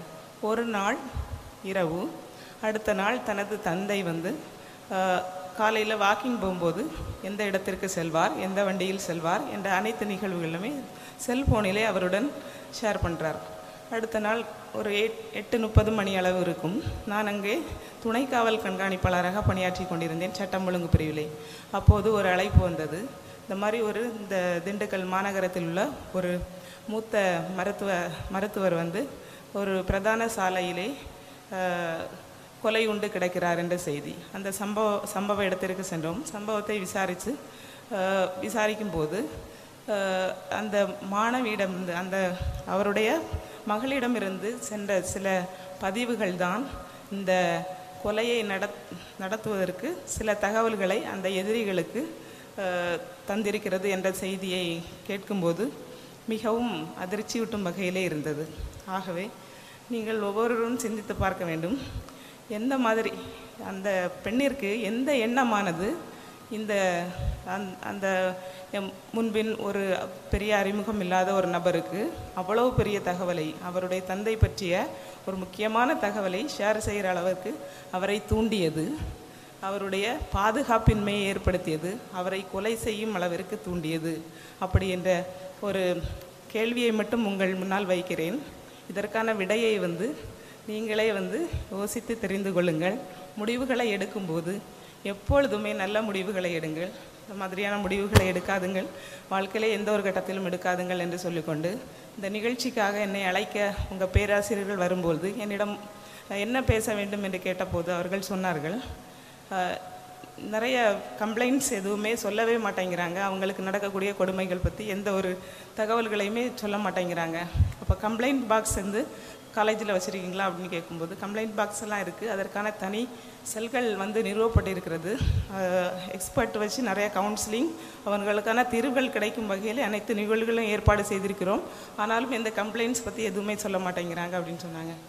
அப்போது கோ எஜுகேஷன் காலேஜ் இல்லைல்ல, உங்கள் காலேஜ் வெறும் மாணவிகளை படிக்கக்கூடிய கல்லூரி தானே, அவங்களுக்கு என்ன பிரச்சனைகள் வரப்போகிறது அப்படின்னு கேட்டபோது அவர்கள் சொன்னார்கள், அவர்களுக்கு எங்கள் கல்லூரியில் மட்டுமல்ல, அவர்கள் வீட்டில் நடக்கும் துன்பங்களையும் நாங்கள் களைய தயாராக இருக்கிறோம். அவர்களுக்கு சமூகத்தில் எந்த இடத்தில் அவர்களை உயர்த்தி கொள்வதற்காக அவர்கள் செல்கின்ற இடத்தில் எந்த பிரச்சனைகள் நடந்தாலும் அதை நாங்கள் களைந்து கொடுக்க தயாராக இருக்கின்றோம் என்று சொன்னார்கள். நான் கேள்விப்பட்டதிலே இந்த கல்லூரி தான் முதல் கல்லூரி இந்த மாதிரி ஒரு முன்னெடுப்பை செய்கின்ற கல்லூரியை நான் நினைக்கிறேன். அதற்காக ஒரு சம்பவத்தினையும் உங்கள் முன்னால் நான் விளக்க தயாராக உள்ளேன். நான் இதற்கு முன்னர் திருச்சியிலே பணிபுரிந்த பொழுது, நான் அப்போது அங்கே ஏடிஎஸ்பியாக கிரைம் அகெயின்ஸ்ட் உமன் என்ற சிறப்பு பிரிவிலே பணியாற்றி கொண்டிருந்த பொழுது 13 வயதை ஒத்த ஒரு மாணவி, அந்த மாணவி தாய் தந்தையர் மிகவும் பின்தங்கிய நிலைமையான ஒரு குடும்பம். அப்போது ஒரு ப்ரைவேட்டு ஹோமில் அந்த மாணவி தங்கி பயின்று கொண்டிருக்கிறாள். அந்த ப்ரைவேட்டு ஹோம் நடத்தக்கூடிய நபர் மூலமாக அவருக்கு ஒரு பாலியல் கொடுமை நடந்திருக்கிறது. ஒரு நாள் அவரே முன்னெடுத்து அந்த எல்லைக்குட்பட்ட காவல் நிலையத்திற்கு சுமார் 8:30 மணி அளவு இருக்கும் அவரே ஒரு தகவலை, அவருக்கு நடந்த கொடுமையை பற்றி நேரடியாக தகவல் கொடுத்தார். வழக்கமாக இந்த மாதிரியான நிகழ்வுகள் நடைபெறாது. ஒரு சிறுமி காவல் நிலையத்திற்கு நேரடியாக அவரே புகார் கொடுக்கும் ஒரு நிகழ்வு நடைபெறாது. அப்போ முதலில் காவலர்கள் யாரும் நம்பவில்லை. அதுக்கப்புறம் இதை சிறப்பாக இன்டெலிஜென்ஸ் வாட்ச் பண்ணுவாங்க, எல்லாத்துக்கும் நடவடிக்கை கரெக்டாக எடுத்தாங்களா, இப்படி ஒரு தகவல் வருது அப்படின்னு விசாரிக்கும் பொழுது சம்பவ இடத்துக்கு சென்ற அந்த சிறுமியிடம் விசாரிக்கும் போது சம்பவம் நடந்தது. தொடர் பாலியல் கொடுமைகள் அந்த சிறுமிக்கு அந்த இடத்துல நடைபெற்றிருப்பது தெரிய வந்தது. உடனே இரவோடு இரவாக எதிரிகளை கைது செய்து பின்னர் அந்த வழக்கிலே எதிரிக்கு 14 ஆண்டுகள் தண்டனை கிடைக்கும் அளவிற்கு அந்த வழக்கானது சென்று முடிவடைந்தது. அதற்கு காரணம் அந்த சிறுமியோட டிட்டர்மினேஷன் தான். அவங்க முன் அந்த வழக்கிலே புகார் கொடுத்ததும் அந்த சட்டத்தின் சிறப்பியல்புகளை அவர்கள் சரியாக அந்த இடத்துல பயன்படுத்தியதும் தான் அதற்கு காரணம். அப்புறம் அவங்க பேரண்ட்ஸ் கூட ஒரு கட்டத்திலே அந்த எதிரிக்கு சப்போர்ட்டிவாக காம்ப்ரமைஸ் ஆகிறதுக்கு முயற்சி பண்ணாங்க. பட் அந்த சிறுமியோட டிட்டர்மினேஷன் அந்த வழக்கிலே 14 ஆண்டு காலம் அந்த எதிரிக்கு வந்து தண்டனை வாங்கி கொடுக்கும் அளவுக்கு ஒரு நிலைப்பாட்டினை தந்தது. ஆகவே எந்த ஒரு சம்பவமும் இந்த இடத்துல இவங்களுக்கு நடந்திருக்கும்போது அது ஒரு ஸ்ட்ரெஸ்ஸாக வந்து மனசில் வச்சுட்டே இருக்காங்க. ஸ்பெஷல் கம்ப்ளைண்ட் செல்லலாம் அனைத்து பள்ளிகளிலுமே பிசிஆர் அறிவுரைப்படி தற்போது போக்சோ வழக்குகள் சம்பந்தமாக புகார் கொடுக்க வந்து எல்லா அனைத்து பள்ளிகளிலுமே கம்ப்ளைண்ட்ஸ் பாக்ஸ் வைக்கிறதுக்கு அறிவுரை கொடுக்கப்பட்டு நடைமுறையில் உள்ளது. அதே போல் பள்ளிகளிலுமே நீதிமன்ற வழிகாட்டுதல்களின்படியும் இதர வழிகாட்டுதலின்படியும் நடைமுறையில் உள்ளது. ஆகவே எந்த ஒரு பிரச்சனைகள் நடந்தாலும் அதை கம் அவுட் பண்ணுறதுக்கு வந்து யோசிக்காதுங்க, புகார் கொடுக்க முன் வாருங்கள். வரும்போது தான் உங்களுக்கு ஒரு சரியான தீர்வு கிடைக்கும். ஆகவே எதற்கும் யோசிக்க வேண்டாம். புகார் எந்த கட்டத்திலும் என்ன பிரச்சனைனாலும் சொல்லி உங்கள் பிரச்சனைகளை தீர்க்க முன்வாருங்கள் என்று கூறி தைரியமாக இருங்க. என்ன பிரச்சனைகளையும் சால்வ் பண்ணுறதுக்கு தயாராக இருங்கள். நீங்களே ஸ்ட்ரெஸ் ஆகி உங்களோட பர்சனாலிட்டி உங்களோட டெவலப்மெண்ட்டை வந்து குறைத்து கொள்ளாதீர்கள் எந்த ஒரு கட்டத்திலும் அப்படின்னு சொல்லி வாய்ப்புக்கு நன்றி கூறி விடைபெறுகிறேன். நன்றி, வணக்கம். வாழ்க்கையில் பெண்களுக்கு நடைபெறும் வன்முறைகளை எடுத்துரைத்து சிறப்பாக உரையாற்றிய நமது மதுரை மாநகர போக்குவரத்து காவல்துறை காவல் ஆணையர் மதிப்பிற்குரிய திருமதி எஸ் வனிதா IPS அவர்களுக்கு மனமார்ந்த நன்றிகள்.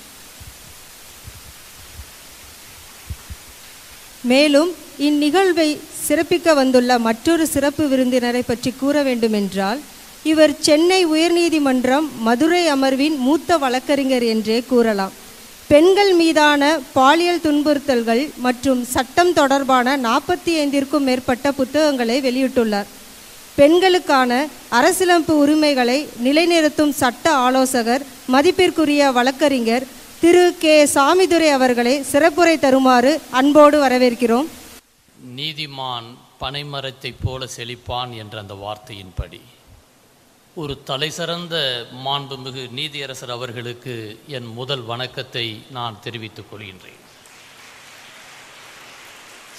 இந்த கடந்த மாதத்திலே 2 முக்கிய தீர்ப்புகளை தமிழகத்திலே அவர்கள் வழங்கியிருந்தார்கள். அந்த பெஞ்ச் அவர்களும் மாண்புமிகு நீதியரசர் சுப்பிரமணியம் அவர்களும் ஈசா ஃபவுண்டேஷன் கோயம்புத்தூரிலே இருக்கக்கூடியதிலே டாக்டர் கார்த்திகேயன் என்ற ஒருவர் தன்னுடைய 2 மகள்களும் அந்த ஆசிரமத்திலே இருக்கிறார்கள், மீட்டு தர வேண்டும் என்று ஹாபியஸ் கார்பஸ் பெட்டிஷனை மாண்புமிகு நீதிமன்றத்திலே இந்த வழக்கை தாக்கல் செய்திருந்தார்கள்.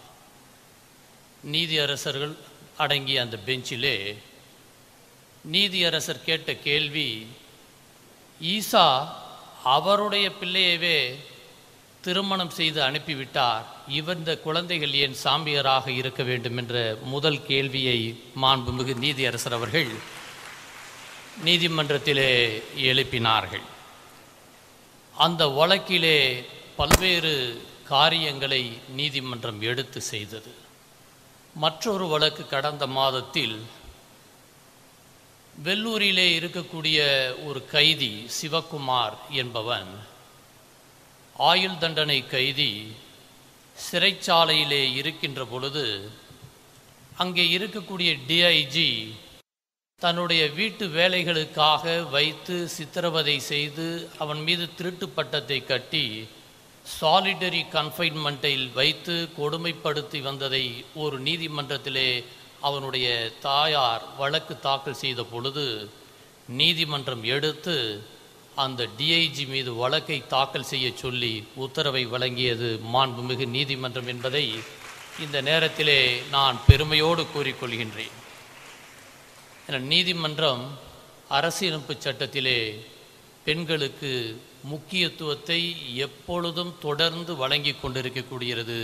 மாண்புமிகு நீதியரசர் அவங்க எப்போ மதுரைக்கு வந்தாலுமே அத்தனை வழக்கறிஞர்களும் சென்னையிலும் மதுரையிலும் மிக மகிழ்ச்சியாக இருப்பார்கள். நாம் அழைத்த உடனே வந்து வாழ்வியலை பற்றி திருக்குறளை பற்றி பேசியதற்காக நன்றியினை நான் தெரிவித்துக் கொள்கின்றேன். காவல்துறை துணை ஆணையர் நண்பர் வனிதா அவர்களுக்கு என் வணக்கங்கள். நல்ல அரிய கருத்துக்களை சொன்னதற்காக வாழ்த்துக்கள். இந்த கல்லூரி தையலை உயர்வு செய், மாதராய் பிறப்பது நல்ல மாதவம் செய்திட வேண்டுமம்மா என்று சொன்ன கவிமணி வார்த்தைகளுக்கேற்ப ஒரு தலைசிறந்த முதல்வர் செயலராக இருக்கக்கூடிய மரியாதைக்குரிய நம்முடைய முதல்வருக்கு என்னுடைய வணக்கங்களை நான் தெரிவித்துக் கொள்கின்றேன்.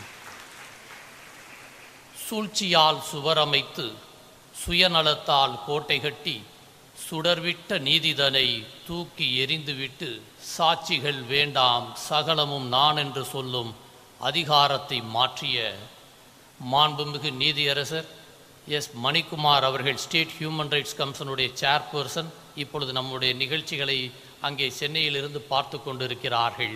அவருடைய தந்தையார் பெயரிலே இன்று நாம் அந்த சிறந்த மாணவிகளுக்கு ஒவ்வொரு ஆண்டும் நல்ல இங்கே கிரைம் அகென்ஸ்ட் விமனிலே பாடுபடக்கூடியவர்களுக்கு வழங்க இருக்கக்கூடிய அந்த நிகழ்ச்சியிலே கலந்து கொண்டு சிறப்பித்து கொண்டிருப்பதற்காக நன்றியினை அவர்களுக்கு நான் தெரிவித்துக் கொள்கின்றேன்.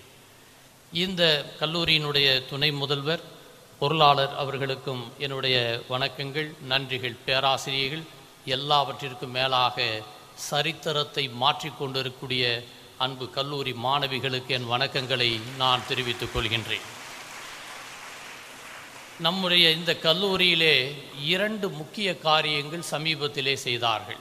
ஒன்று, ஆசிட் அட்டாக்கின் மூலமாக பாதிக்கப்பட்ட ஒரு பெண்ணுக்கு திருமங்குளத்திலே இருக்கக்கூடிய நம்ம கல்லூரி மாணவி என்னிடம் முறையிட்டு உயர்நீதிமன்றத்திலே விக்டிம் காம்பன்சேஷன் ஸ்கீமின் படி அவர்களுக்கு நஷ்ட ஈடை பெற்று தர வேண்டும் என்று சொல்லி நீதிமன்றம் அவர்களுக்கு வழங்கிய நல்ல செய்தியினை இந்த தருணத்திலே நான் பெருமையோடு கூறிக்கொள்ள கடமைப்பட்டிருக்கின்றேன். மற்றொரு நிகழ்ச்சி, நம்முடைய கல்லூரிக்கு பக்கத்திலே இருக்கக்கூடிய அந்த மாலிலே அங்கே பெண்களுக்காக இருக்கக்கூடிய சில போதைப் பொருள்களை தடுக்க வேண்டும் என்பதற்காக ஒரு பொதுநல வழக்கிலே நம் கல்லூரியும் சேர்க்க வேண்டும் என்று முயற்சி எடுத்து அதற்கு நீதிமன்றம் அந்த பாரை க்ளோஸ் செய்து கொடுப்பதற்கு உறுதுணையாக நம் கல்லூரி மாணவிகளும் நிர்வாகம் இருந்ததற்காக என்னுடைய வாழ்த்துக்களை இந்த அரங்கத்திலே கூறிக்கொள்கின்றேன். 3 காரியங்கள். ஒன்று, சமீபத்திலே சரித்திர புகழ் வாய்ந்த 3 பல்வேறு தீர்ப்புகள் இருக்கிறது. 2 சம்பவம், என நேரங்கள் அதிகமாகிவிட்டதால். சீஷல் ஃபெலிகோ என்ற ஒரு பெண்மணி, கெஸ் பண்ணுங்க அவளுக்கு வயசு எவ்வளோ இருக்கும்னு நீங்கள் நினைக்கிறீங்க? Kindly tell me. 71 வயது இருக்கக்கூடிய அந்த பெண்மணிக்கு தன்னுடைய காதல் திருமணம் செய்து 3 குழந்தைகள் 7 பேர குழந்தைகள் இருக்கக்கூடிய அந்த பெண்மணிக்கு பிரெஞ்சு நாட்டிலே பிரான்சில் அந்த பெண்மணியினுடைய கணவர் போதைப் பொருளை கொடுத்து 10 வருடங்கள் தன்னுடைய நண்பர்களை தவறாக அந்த பெண்ணை பயன்படுத்தி அந்த பெண்ணுக்கு தெரிந்தவுடன் அவள் நீதிமன்றத்திற்கு நேராக சென்றாள்.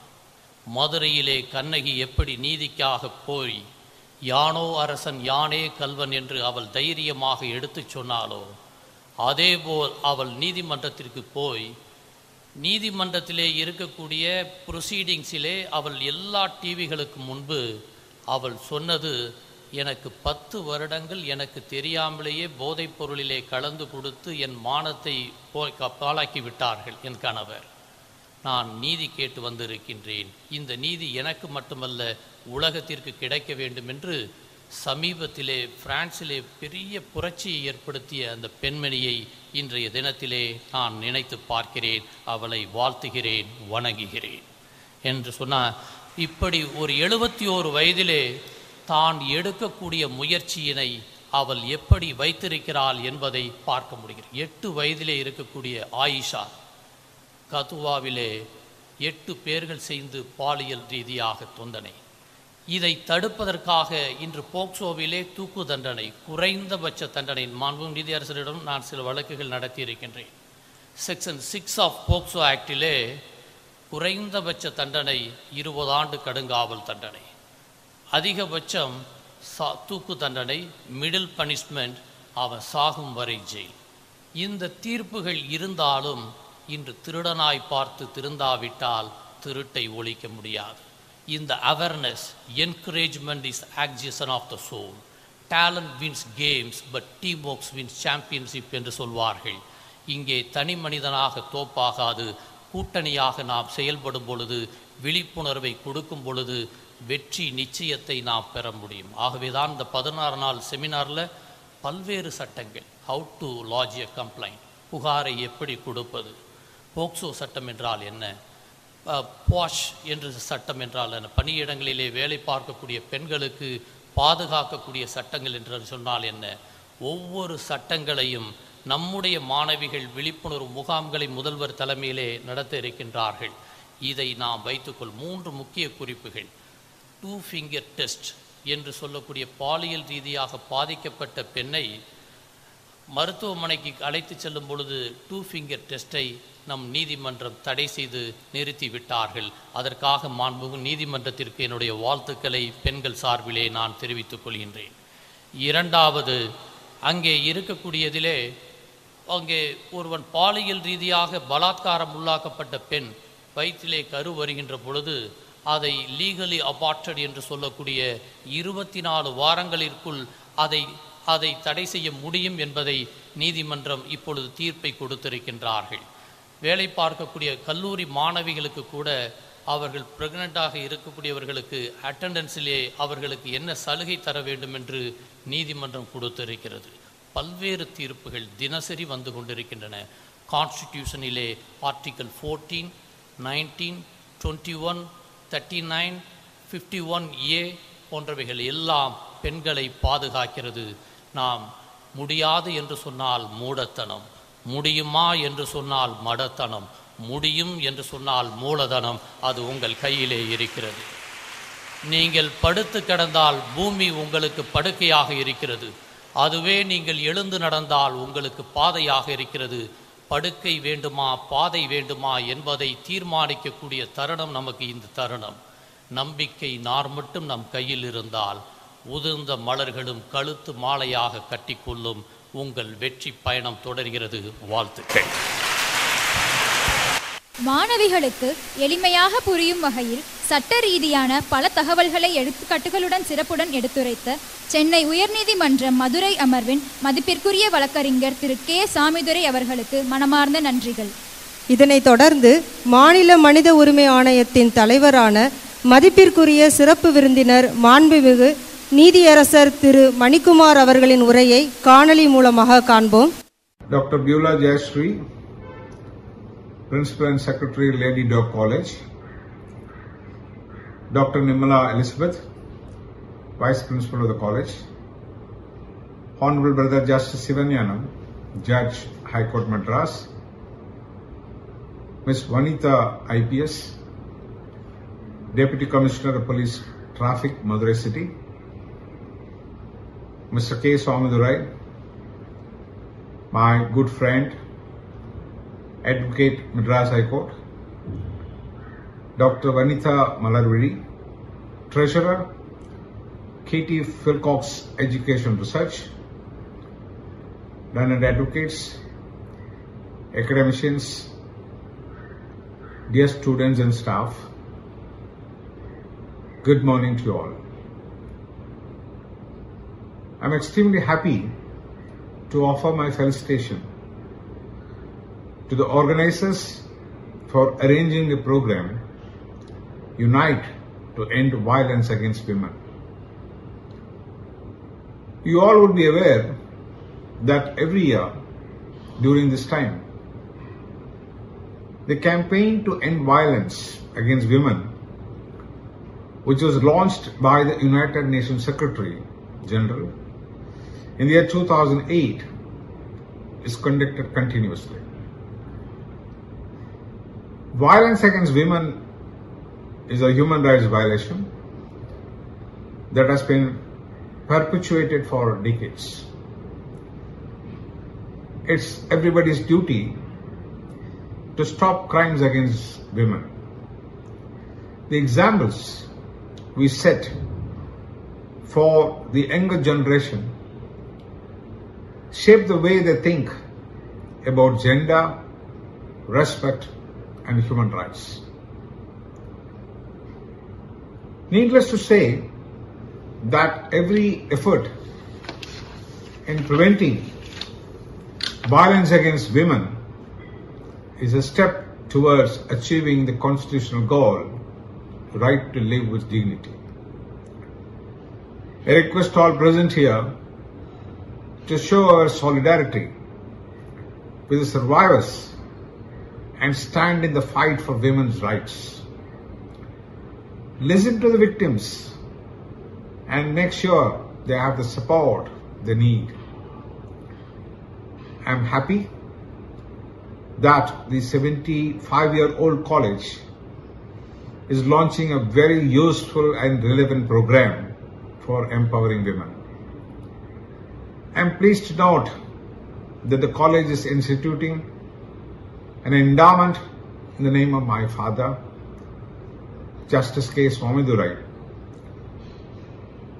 honoring the students who contribute to the awareness programs for supporting women in distress. My father, Justice K. Swamidurai, had contributed immensely for promoting social justice by organizing programs in various areas, including women empowerment and human rights.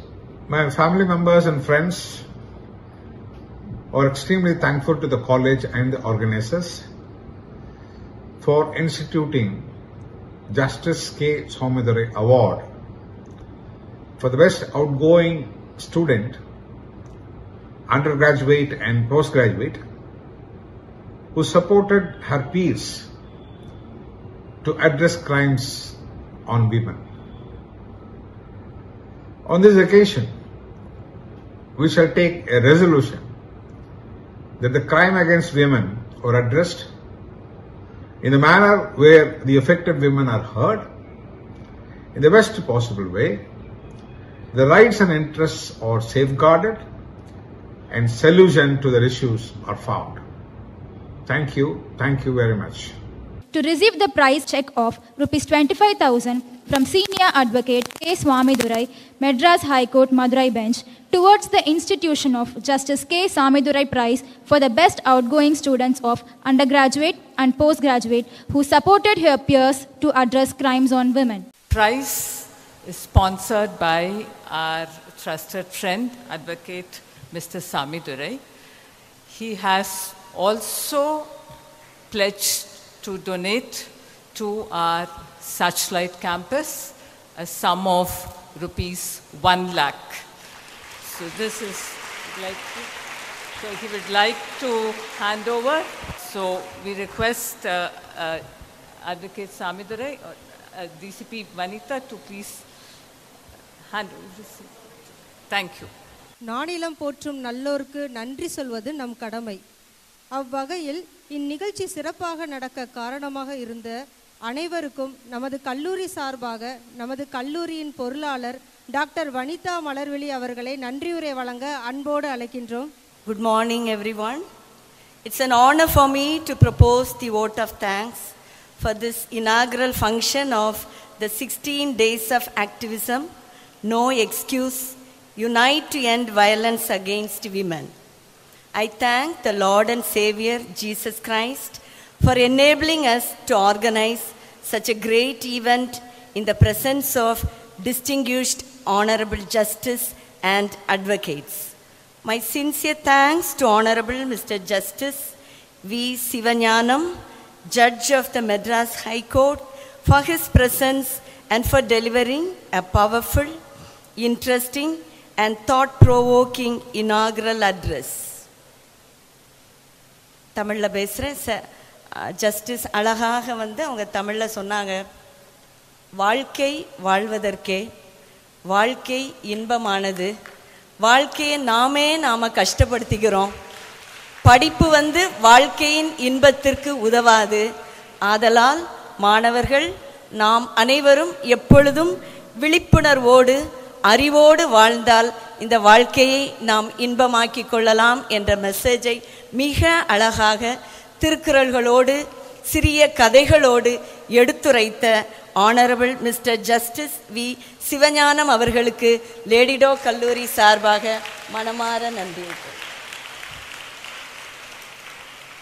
I express my heartfelt gratitude to Ms. S. Vanitha, IPS, Commissioner of Police Traffic, Madurai City, for her impactful special address at this important event. Ms. S. Vanitha, IPS Commissioner அவர்களும் உண்மையான 2 நிகழ்வுகளை அழகாக எடுத்துரைத்து வாழ்க்கையில் எப்பொழுதுமே விழிப்புணர்வு மிக முக்கியம் என்பதை எடுத்துரைத்தமைக்கு கல்லூரி சார்பாக மனமார நன்றி. I acknowledge with thanks Advocate K. Samidurai, Senior Advocate K. Samidurai, Madras High Court Madurai Bench, for his powerful address on cases of violence against women. Samidurai sir பேசினதுல நம்பிக்கை வாழ்க்கைக்கு மிக முக்கியம். நம்பிக்கை இருந்தால் வாழ்க்கையில் நாம் எதையும் மேற்கொள்ளலாம். ஒரு சக்சஸ்ஃபுல் வாழ்க்கை, ஒரு வாழ்க்கையில் முன்னேறணும், வாழ்க்கையில் எதையும் மேற்கொள்ளலாம், வாழ்க்கையில் எல்லா பிரச்சனைகளுக்கும் முடிவுண்டு என்பதை மிக சிறப்பாக எடுத்துரைத்த அட்வொகேட் சாமிதுரை அவர்களுக்கு மனமார்ந்த நன்றி. And also I appreciate Advocate K. Samidurai for all the efforts in bringing such distinguished individuals together for this function. I am very grateful to Advocate K. Samidurai for his generous contribution of rupees 1 lakh for the satellite campus development project. I am deeply honored to thank Honorable Mr. Justice S. Manikumar, Chairperson of the State Human Rights Commission, for his meaningful felicitation address, where he rightly emphasized that it's a collective duty to prevent crimes against women. Thank you, sir. We are deeply honored him for instituting Justice K. Samidurai Prize for the best outgoing student of UG bar PG who has shown exceptional commitment to addressing crimes against women. On behalf of Lady Doe College, we express a sincere thanks to sir. My sincere thanks to our principal and secretary, as well as the director of the Center for Women's Studies, Dr. Beulah Jayashree, for her inaugural address and for all the support she provided in making this event a success. Thank you, ma'am.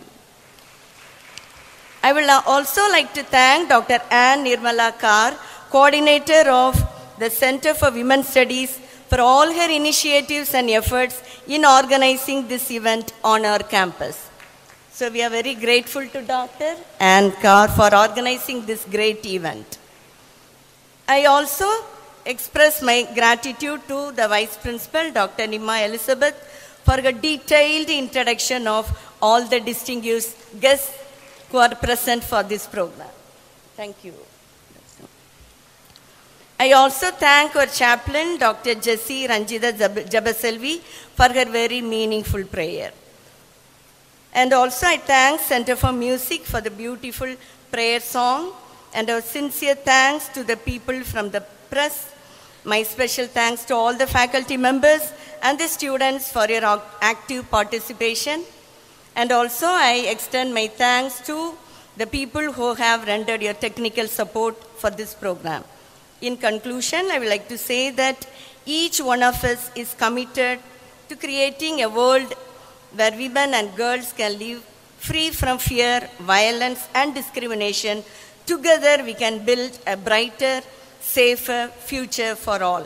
Once again, I thank each one of you on behalf of the Lady Doe College. I would like to conclude by saying one Bible verse, உன் சுய புத்தியின் மேல் சாராமல் கர்த்தரிடத்தில் நம்பிக்கையாயிரு, அவரே காரியத்தை வாய்க்க பண்ணுவார். உன் வழியை கர்த்தருக்கு ஒப்புவி, அவரே காரியத்தை வாய்க்க பண்ணுவார். God bless.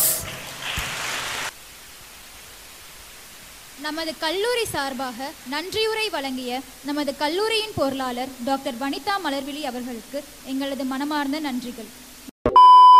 Hello JCTV family, thank you for your love and support. நீங்க இல்லாம நாங்க இவ்வளவு தூரத்துக்கு ரீச் ஆயிருக்க முடியாது. இன்ஃபோடைன்மெண்ட், எஜுடைன்மெண்ட் வித் என்டர்டைன்மெண்ட், இதுதான் எங்க சேனலோட மோட்டிவ். எங்க சேனல்ல நீங்க எதெல்லாம் பார்க்கலாம் தெரியுமா? Mobile phones like Android, iOS, Android TV and Apple TV, Tata Play Bing, Amazon Fire Stick, SCV Infinity Box, Airtel Extreme Box, Roku TV. 16 நாடுகள்ல எங்க சேனல்ல நீங்க பார்க்கலாம். YouTube, Instagram லைக் பண்ணுங்க, ஷேர் பண்ணுங்க, ஃபாலோ பண்ண மறந்துடாதீங்க. Watch JCTV anywhere, anytime.